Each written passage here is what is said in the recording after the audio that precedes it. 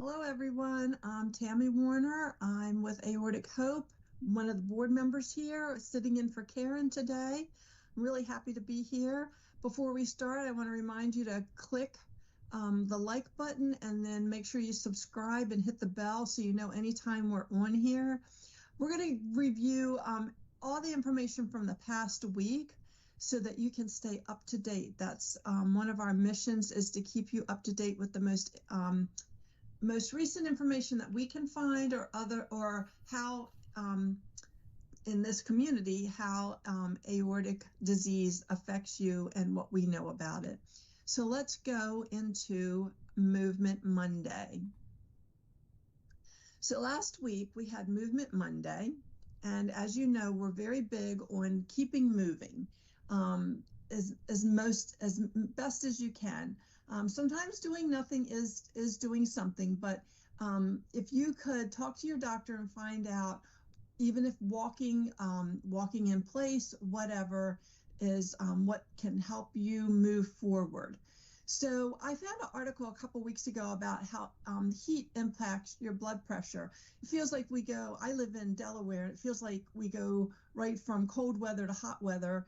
So it's like, when is the best time to walk outside? But whether you walk outside or inside, we're all coming up on the summer temperatures now. And how does that impact your high blood pressure, your medications? So blood pressure tends to be higher when the weather in warm weather, due to the constriction of blood vessels as the body attempts to retain heat. The opposite is true in warm weather, and the blood pressure is typically lower.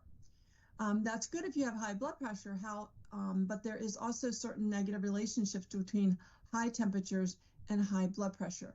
For example, some hypertension medications increase sun sensitivity.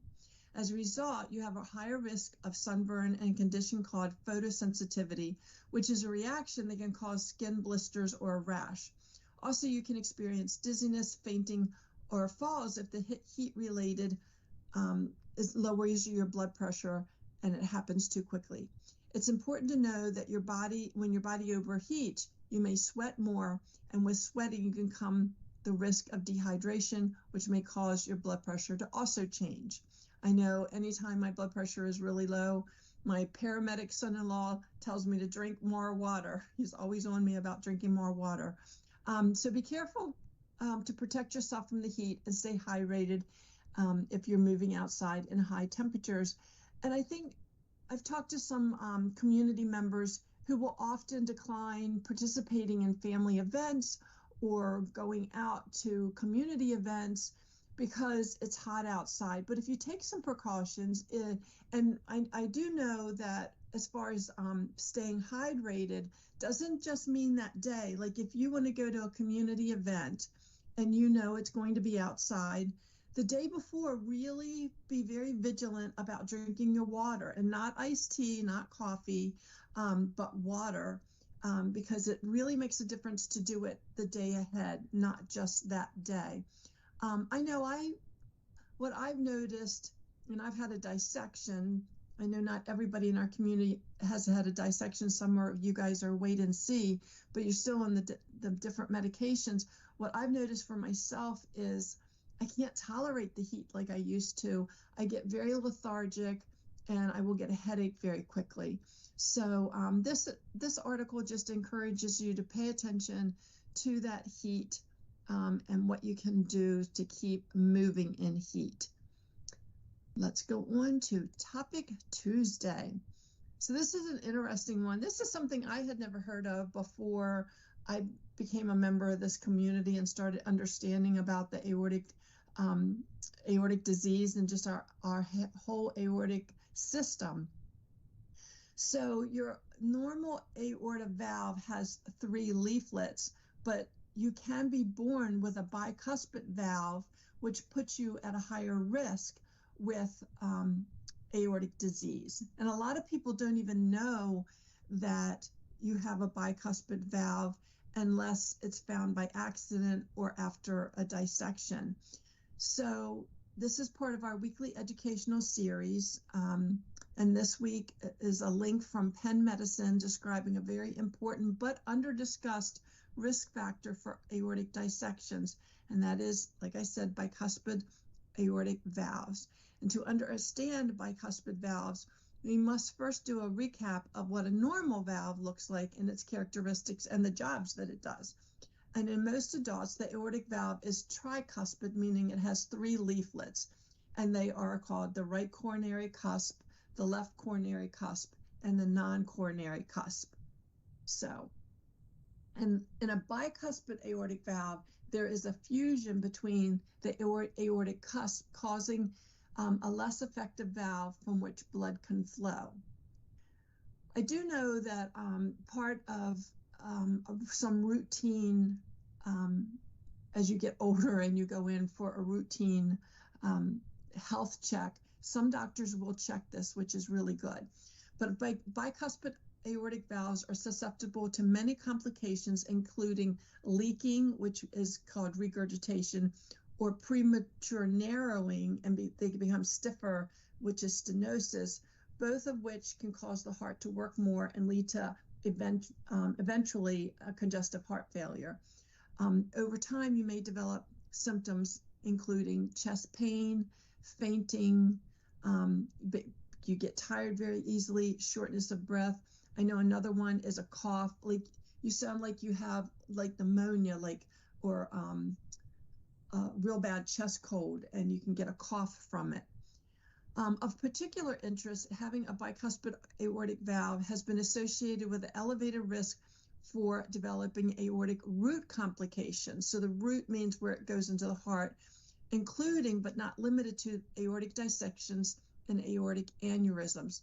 The reason behind this continues to be a topic of debate, although one theory is there is a genetic link between bicuspid valves and connective tissue defects, including Marfan syndrome. I know I have one cousin, after I had my dissection, we told all of our family, my immediate family, my children, my mom, my sister, but some of my cousins also went to be checked. And one cousin does have a bicuspid valve, and I just had a cousin whose child was born with a bicuspid valve. So that child will be followed. But knowledge is power. Despite being present at birth in nearly 1% of the world's population, bicuspid aortic valves are often not diagnosed until a serious symptom occurs. If suspected, doctors may diagnose a bicuspid valve using high-quality imaging such as a CAT scan.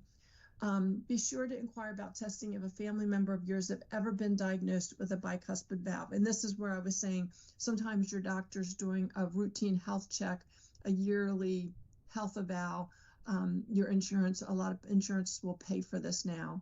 But there is a link that if you want to read more about the bicuspid valves and the risk and how to detect it, there is an article that's attached there.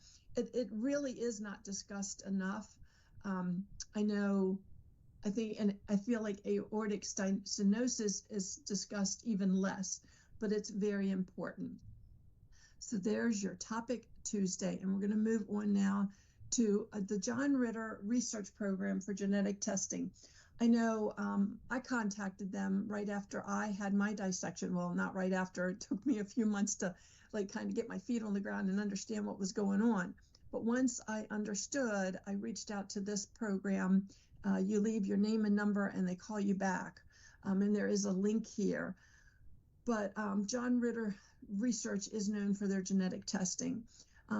Doctors and scientists have only identified about 20% of the genes that cause aortic aneurysms and acute aortic dissections to be inherited in families. Furthermore, studies are just beginning to look at the role of genetics in patients who have had an aortic dissection but do not have a family history. So that's great that they're looking at that. Diana Milovich, director of the John Ritter Research Program in Aortic and Vascular Diseases with the University of Texas Health Science Center, is an internationally recognized expert in the genetics of aortic and vascular diseases. She is working with a team of clinicians, scientists, and genetic counselors in a number of ongoing research studies. And these research studies aim to learn more about the genes that cause people to have the aortic aneurysms and dissections.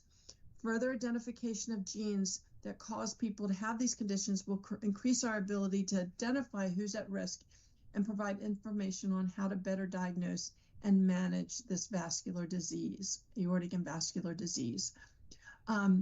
If you have been diagnosed with a thoracic aortic aneurysm, and I want to emphasize there with the thoracic, or you have a family member with a thoracic aneurysm or dissection, you could take part of a research study.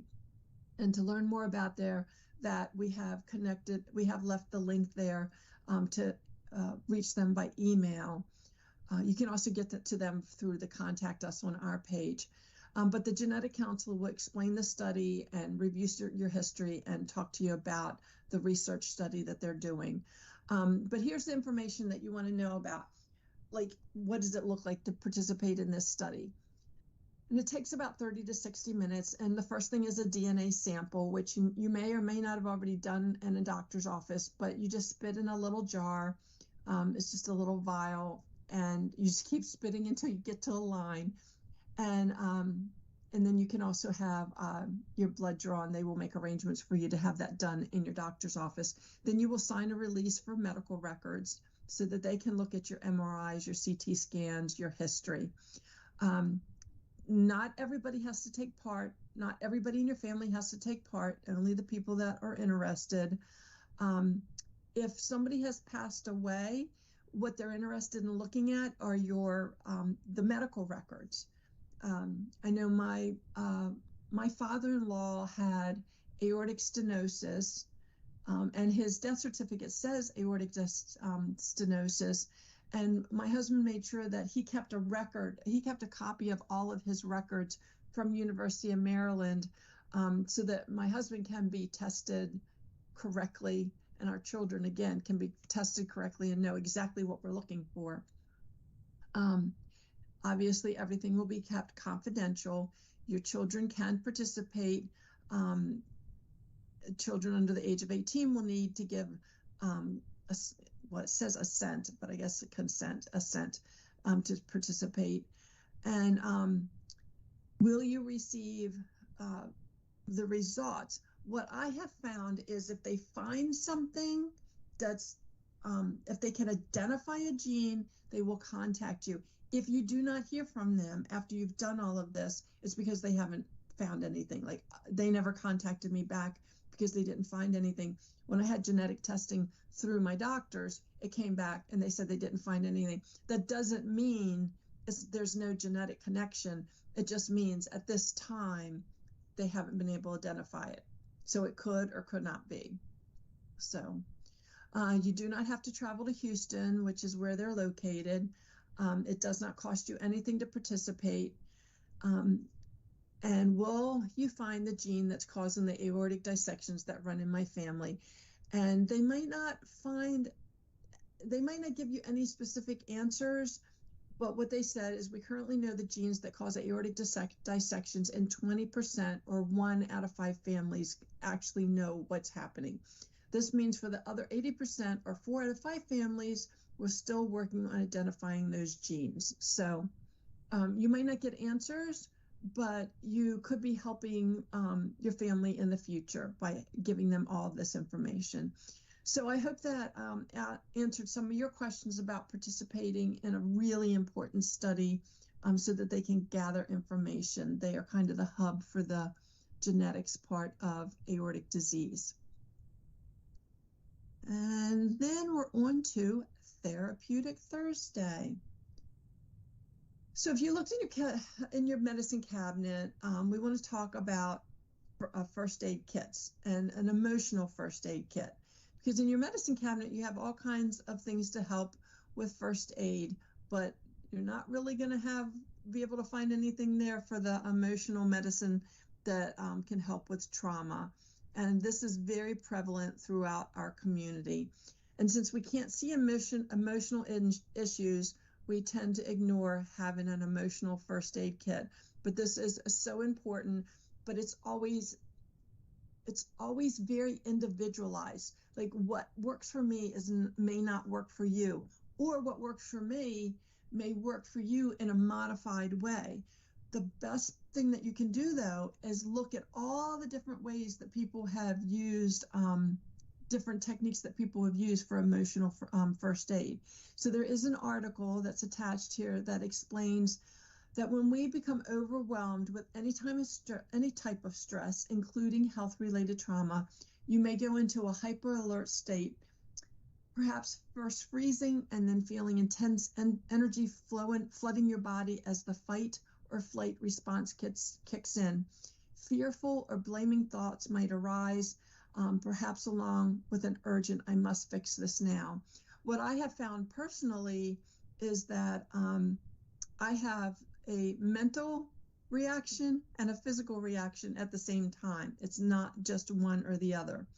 And when your fight or flight energy can't get you away or remove you from the problem, your body might go into an actual shutdown. And that's what my mind shuts down, is what I have found.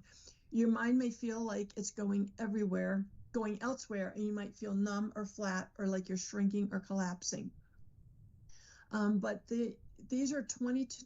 There's a list of 22 different ways here of things that you should put in your emotional first aid kit. I mean, you can even just take a picture of this and put it on your phone, that you could go back, and if you know you're going into to have a CT scan, or you're going into the doctors for some test results, like take a picture of this and refer to it.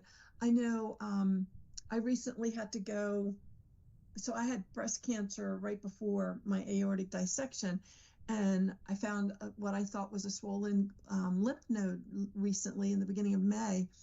And like, I know that I cannot go to a doctor's appointment, an important doctor's appointment, where I don't know what's going to happen without a family member. So on this particular day, I took my daughter. I did not medicate. I didn't like take anything for any anxiety. I was pretty sure, I was being positive that things were going to go well. I had my little paper that we had to do an ultrasound, and I get in there, and the lady says that she's going to do an ultrasound of my stomach, not the lymph gland that we were worried about. And I just went blank, and I looked at my daughter, and the last words I remember is saying, "You need to help me." I don't remember anything after that.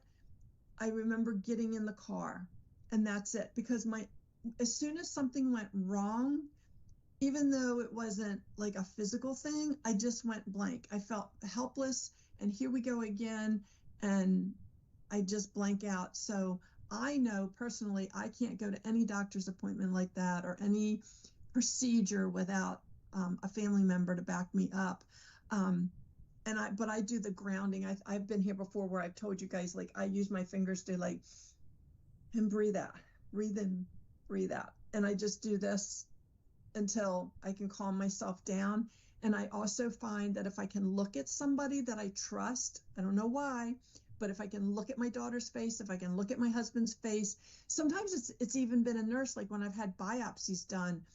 There's this one particular nurse that's in my oncologist office, and I trust her immensely. And they bring her in, I stare at her face, because they won't let family members in during certain procedures.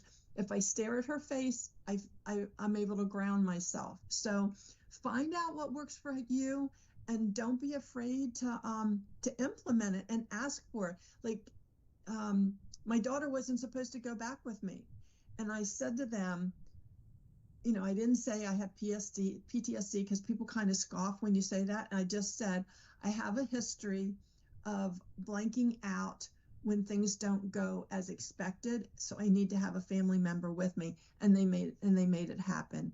So sometimes you have to put yourself out there. But this is a great article, and think about having a first aid kit for your mental health. It's very, very important. Okay, that was Therapeutic Sunday, Therapeutic Thursday. So let's move on to Friday. Everybody loves the Friday, so Feel Good Friday. So a little bit of background. And Aortic Hope was originally a Facebook page created in 2016, and Karen and some other people, there's like 3 or 4 people, they just wanted to put up inspirational quotes. but then they quickly saw the need for hope, awareness, and support. So they created a 501c3 nonprofit whose board is comprised of unpaid volunteers. And everybody on the board, we all have had aortic disease of some type, or touched by aortic disease.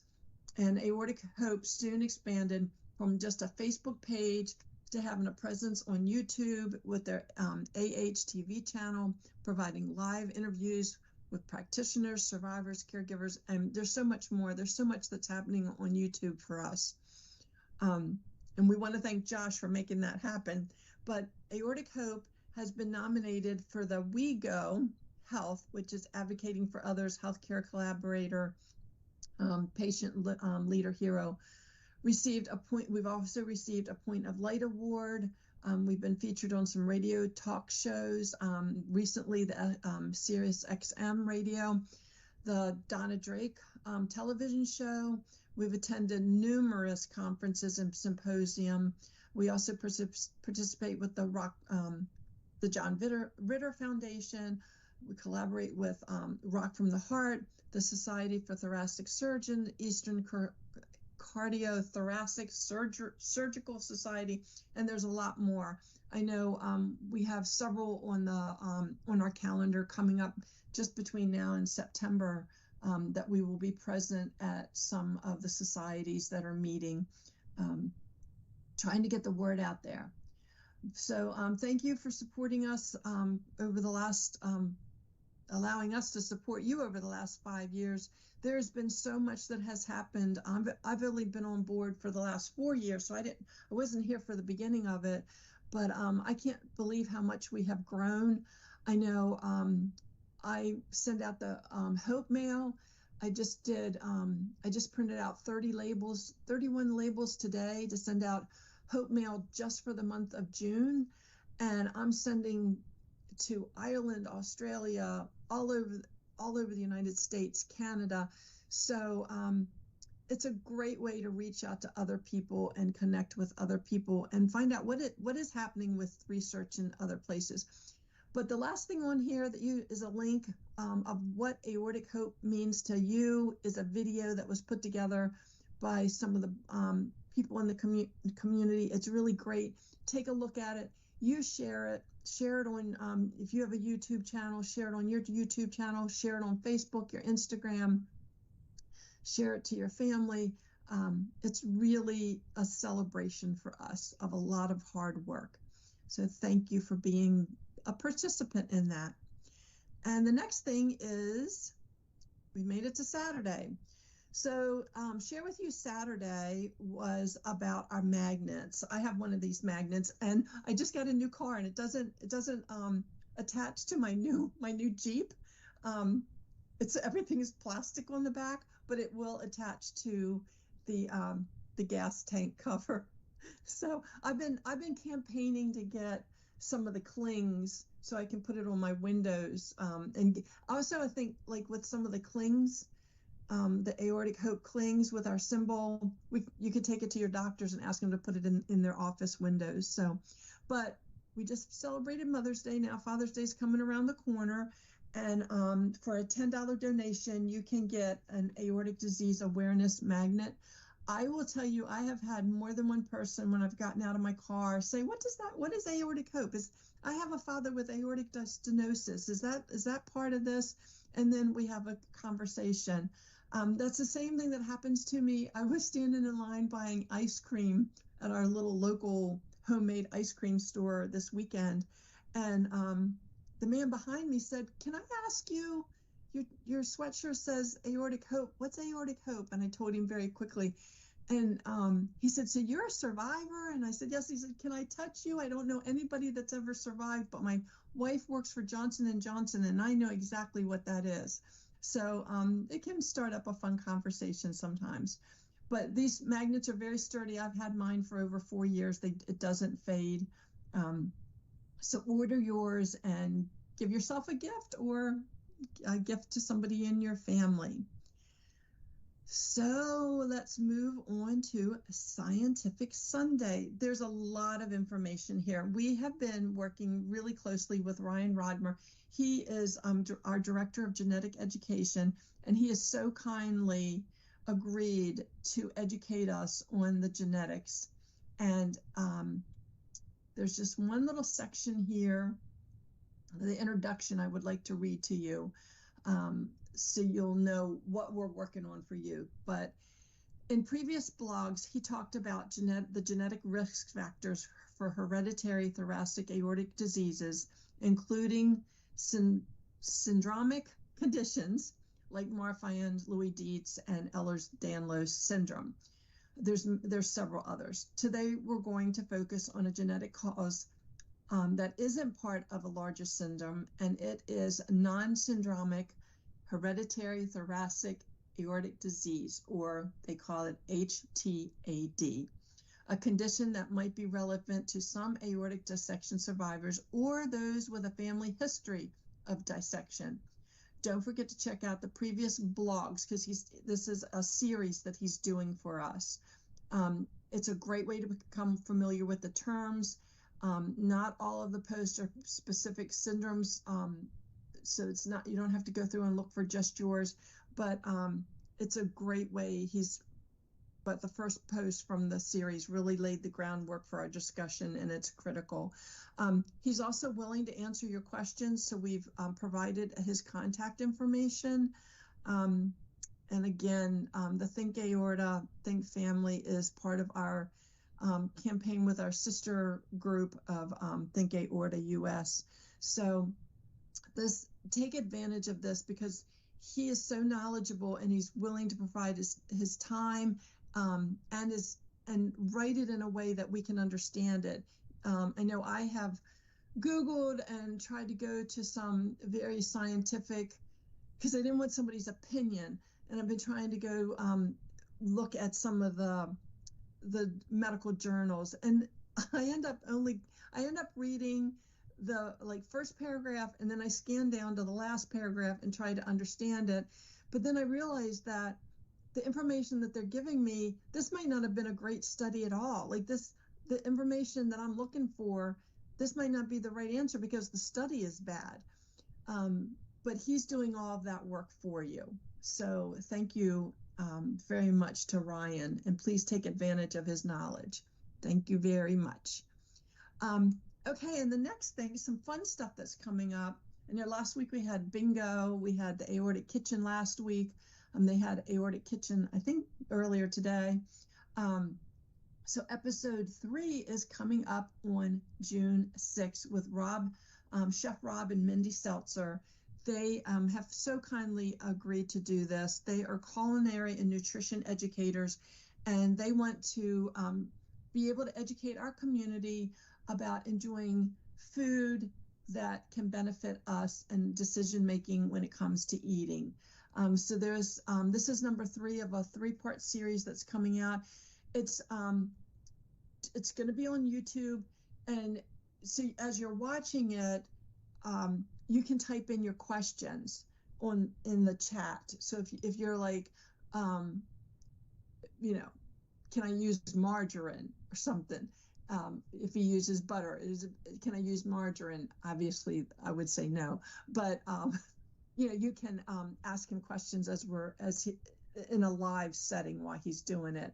But I'm sure everybody here has heard about from their doctors the Mediterranean, the DASH diet, and exactly what that looks like.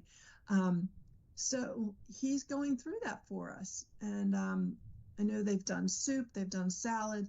So join us on June 6th at 7 p.m. Eastern Standard Time.